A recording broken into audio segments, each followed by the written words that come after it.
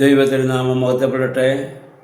Bible reading പ്രോഗ്രാമിൽ സംബന്ധിക്കുന്ന ഏവർക്കും കർത്തൃനാമത്തിൽ സ്നേഹവന്ദനം അറിയിക്കുന്നു.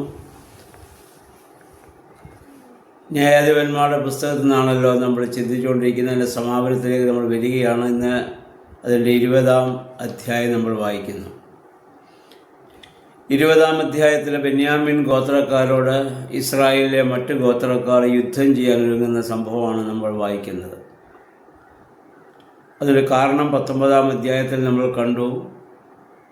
ഒരു ലേവ്യൻ തൻ്റെ വെപ്പാട്ടിയുമായി യാത്ര ചെയ്ത് ക്ഷീണിച്ചപ്പോൾ സ്വന്തം ദേശത്ത്, അല്ലെങ്കിൽ സ്വന്തം ഇസ്രായേൽക്കാരുടെ ബെന്യാമിൻ ദേശത്ത് അദ്ദേഹം ചെന്നു. അതിനു മുൻപ് സന്ധ്യയായപ്പോൾ യെബൂസ്യരുടെ ദേശത്ത് ചെന്നതാണ്. അന്ന് അവൻ്റെ കൂടെ ഉണ്ടായിരുന്ന വേലക്കാരൻ പറഞ്ഞതാണ്, നമുക്ക് ഈ ഗ്രാമത്തിൽ പാർക്കാം. എന്നാൽ അവർ ഇസ്രായേലിൽ ശത്രുക്കളായതുകൊണ്ട് അതിനേക്കാൾ സുരക്ഷിതം സ്വന്തം ജാതികളുടെ ഇടയിലായിരിക്കുമെന്ന് കരുതി ആ ലേവ്യൻ തൻ്റെ വെപ്പാട്ടിയുമായി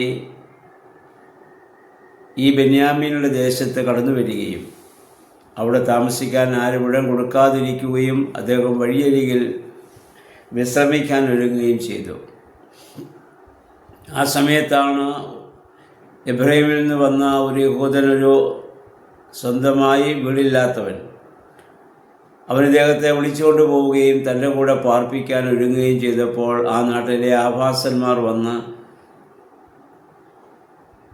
ഈ ലേവ്യൻ്റെ കൂടെയുള്ള യുവാവിനെ വിട്ടുകൊടുക്കണമെന്ന് ആവശ്യപ്പെടുകയും അവർക്ക് ഭോഗിക്കുവാൻ പ്രകൃതി വിരുദ്ധമായ ആ ബന്ധം തന്നെ അവനെ വിട്ടുകൊടുക്കാൻ ആവശ്യപ്പെടുകയും അപ്പോൾ അവനെ പാർപ്പിച്ച ആ മനുഷ്യൻ തൻ്റെ മകളെ വരെ വിട്ടുകൊടുക്കാമെന്ന് സംബന്ധിച്ച് അവർ അനുവദിക്കാതിരിക്കുകയും അവസാനം ഈ ലേവ്യൻ്റെ വെപ്പാട്ടി അവർക്ക് വിട്ടുകൊടുക്കുകയും അവളെ ബലാത്സംഗം ചെയ്ത് അവർ കൊല്ലുകയും ചെയ്തു. ഇത് 19-ാം അധ്യായത്തിൽ നമ്മൾ ചിന്തിച്ചു.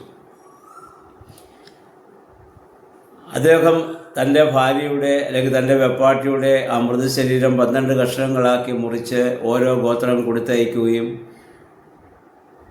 അത് വാങ്ങിയ യഹൂദന്മാരെല്ലാവരും ഒന്നിച്ചു ചേർന്ന് ബെന്യാമീനോട് യുദ്ധം ചെയ്യാൻ ഒരുങ്ങുകയും ചെയ്യുകയാണ്. കാരണം ഇസ്രായേൽ ജനത്തിൽ നിന്ന് അനീതി നീക്കപ്പെടണം. അവിടെ അശുദ്ധി നിറഞ്ഞു നിന്നാൽ ആ സമൂഹം നശിപ്പിക്കപ്പെടുമെന്ന് അവരുടെ പിതാക്കന്മാരുടെ മരുഭൂമി യാത്രയിൽ അവർ അനുഭവിച്ചറിഞ്ഞതാണ്.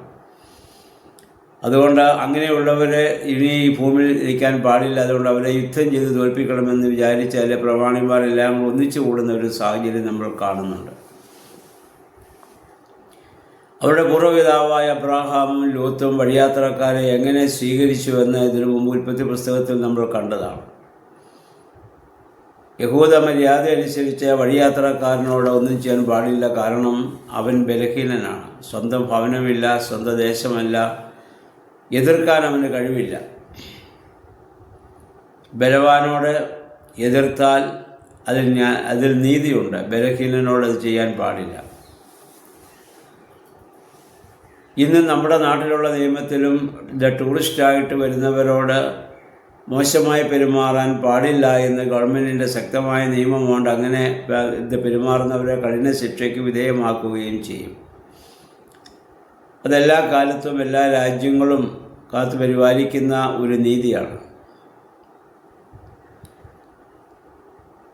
ഇനി നമ്മൾ ആത്മീയമായി ചിന്തിച്ചാൽ ആ തരത്തിലും ബലഹീനന്മാരുണ്ട്. നമ്മുടെ കർത്താവ് പറഞ്ഞു, ഞാൻ ബലഹീനന്മാരെ ചേർത്ത് നിർത്താൻ വന്നതാണ്. ശാസ്ത്രിമാരും പരീശന്മാരും ആത്മീയമായി ബലവാന്മാരാണ്. അവർക്ക് ന്യായപ്രമാണം അറിയാം, അവർക്ക് സാമ്പത്തിക ഭദ്രതയുണ്ട്, അധികാരങ്ങളുമുണ്ട്. അവരെന്താണ് ചെയ്തത്? ഇതൊന്നുമില്ലാത്ത, ന്യായപ്രമാണം അറിഞ്ഞുകൂടാത്ത സാധാരണ ജനങ്ങളെ അവർ പീഡിപ്പിച്ചു.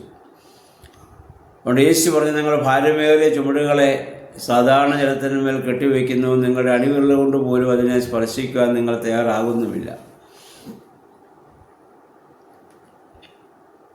അതുകൊണ്ട് കർത്താവ് പറഞ്ഞു, ഞാൻ നീതിമാന്മാരെ അല്ല പാപികളെ അത്രേ വിളിപ്പാൻ വന്നത് എന്ന് കർത്താവ് പറയാനുള്ള കാരണം അത് തന്നെയാണ്.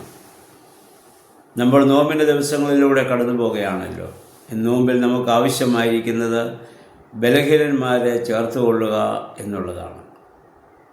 അത് ആത്മീയമായിട്ടായാലും ശാരീരികമായിട്ടായാലും സാമ്പത്തികമായിട്ടായാലും ജ്ഞാനപരമായിട്ട് ഏത് രീതിയിലായാലും ബലഹീനന്മാരെ ചേർത്ത് നിർത്തുന്നതാണ് ദൈവം നോമ്പിൻ്റെ ഉദ്ദേശം. ആ മനോഭാവത്തിലേക്കുള്ള ഒരു മാറ്റം നമുക്ക് സംഭവിക്കുന്നതിന് വേണ്ടിയിട്ടാണ്. യെശയ്യാ പ്രവചനം 58-ാം അധ്യായത്തിൻ്റെ 6-7 വാക്യങ്ങൾ എന്താണ് യഥാർത്ഥ ഉപവാസമെന്ന് യഹോവയായ ദൈവം പ്രവാചകൻ മുഖാന്തരം അരുളി ചെയ്യുന്നുണ്ടല്ലോ. ദുഷ്ടതയുടെ കെട്ടുകൾ പൊട്ടിക്കുകയും നുകത്തിൻ്റെ കയറുകൾ അഴിക്കുകയും മർദ്ദിതരെ സ്വതന്ത്രരാക്കുകയും എല്ലാ നുഖങ്ങളും ഒടിക്കുകയും ചെയ്യുന്നതല്ലേ ഞാൻ ആഗ്രഹിക്കുന്ന ഉപവാസം. വിശക്കുന്നവനുമായി ആഹാരം പങ്കുവയ്ക്കുകയും ഭവനരഹിതനെ വീട്ടിൽ സ്വീകരിക്കുകയും നഗ്നനെ ഉടുപ്പിക്കുകയും സ്വന്തം കാലിൽ നിന്ന് ഒഴിഞ്ഞു മാറാതിരിക്കുകയും ചെയ്യുന്നതല്ലേ അത്.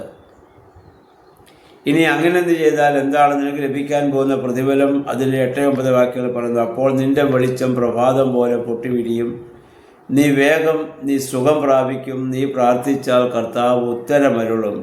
നീ നിലവിളിക്കുമ്പോൾ ഇതാ ഞാനെന്ന് അവിടുന്ന് മറുപടി തരും. പ്രിയമുള്ളവരെ, നോമ്പിൻ്റെ സമാപന ദിവസങ്ങളിലേക്ക് നമ്മൾ അടുക്കാൻ പോകുകയാണ്. ഈ നോമ്പ് നടത്തുന്നതായ മുഴുവൻ പ്രാർത്ഥനകളും ഇപ്രകാരമുള്ളൊരു മനോഭാവം നമുക്കുണ്ടാകുന്നതിന് വേണ്ടിയാണെന്ന് ശ്രദ്ധിച്ച് വായിക്കുന്നവർക്കറിയാം. ആ ഒരു അനുഭവത്തിലേക്ക് കടന്നു വരുവാനും ബലഹീനന്മാർക്ക് വേണ്ടി പ്രാർത്ഥിക്കുവാനും അവരെ സഹായിക്കുവാനും ഏത് രീതിയിലായാലും ഉള്ള ഒരു മനോഭാവം ഉണ്ടാകുവാൻ നമുക്ക് പ്രാർത്ഥിക്കാം. ദൈവമേ, പരിശുദ്ധാത്മാവേ, അതിന് ഞങ്ങളെ ശക്തീകരിക്കണമേ നമുക്ക് പ്രാർത്ഥിക്കാം. ദൈവം നമ്മളെല്ലാവരെയും അതിൽ സഹായിക്കുമാറാകട്ടെ.